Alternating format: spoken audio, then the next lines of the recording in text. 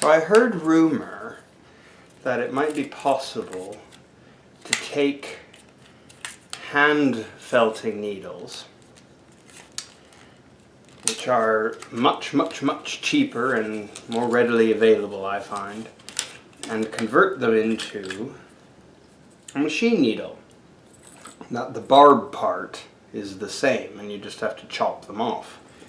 So I thought it'd be fun to take a look and see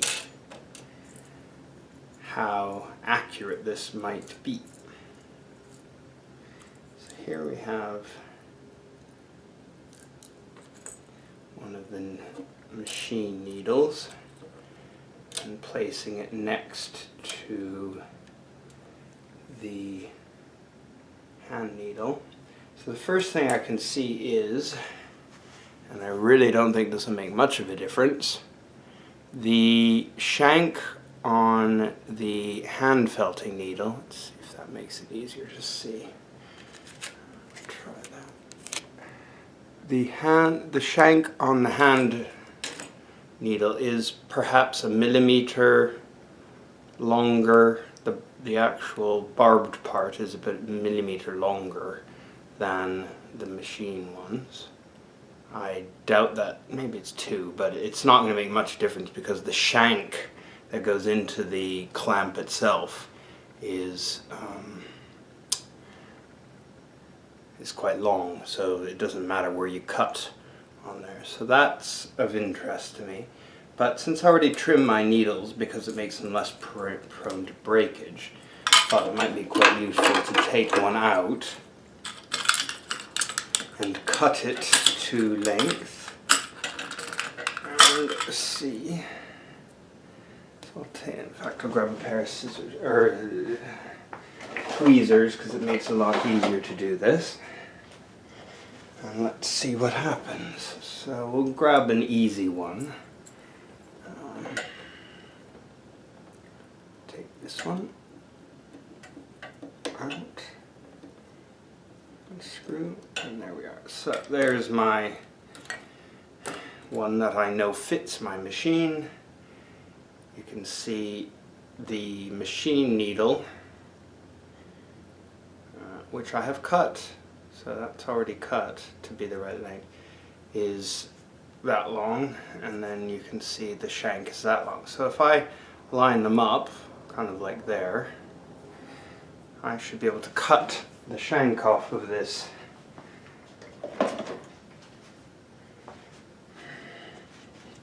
hand needle, and the theory is it should give us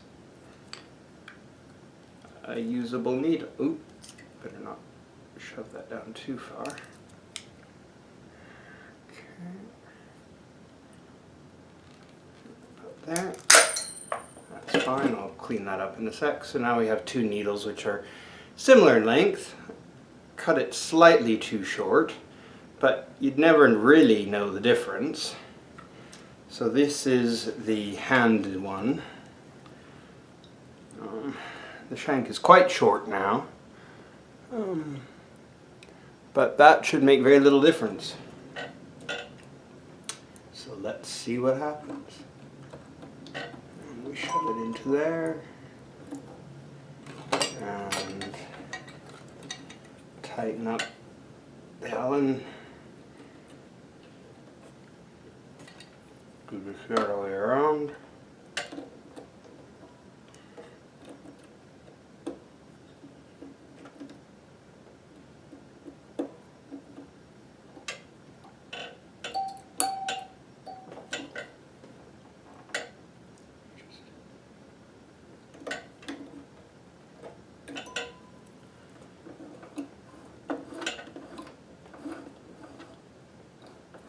Okay, so I would say that's not centered in the hole somehow, or I've bent it, but let's loosen this again and try to make sure it's correctly in the hole. Because it's a shorter shank, it might have to be careful that the shank is actually in place. Oh, it's definitely going into the hole. So that might indeed work. It's definitely going in. Right. Just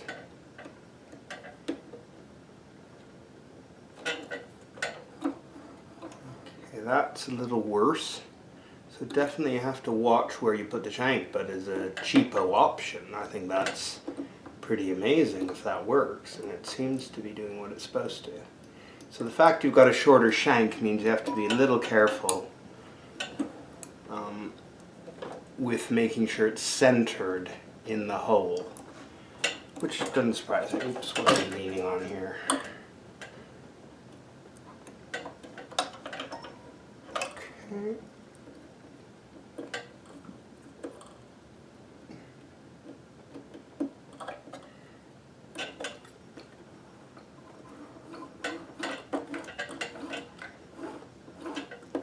Yeah, that's definitely working. Okay, I think that is indeed successful. So, I shall put this back in here. But at least it means I have an alternative if I ever need more of these needles. I've ordered a whole bunch. But the difference is they're about, I think it seems to be around $1 each for the machine ones, and you can get 30 for $3. So if it works, even if they're more prone to breakage because they might not be as strong steel, I can live with that. It would be fun to try it out, and I shall do that. But can't say they're wildly different. I mean, I know there are stronger needles, like medium coarse fine, but I think that's okay. That's a fine needle, so I shall give that a go at some point. So that's fun. I'm pleased with that suggestion I heard. Hope you found that interesting. Bye for now.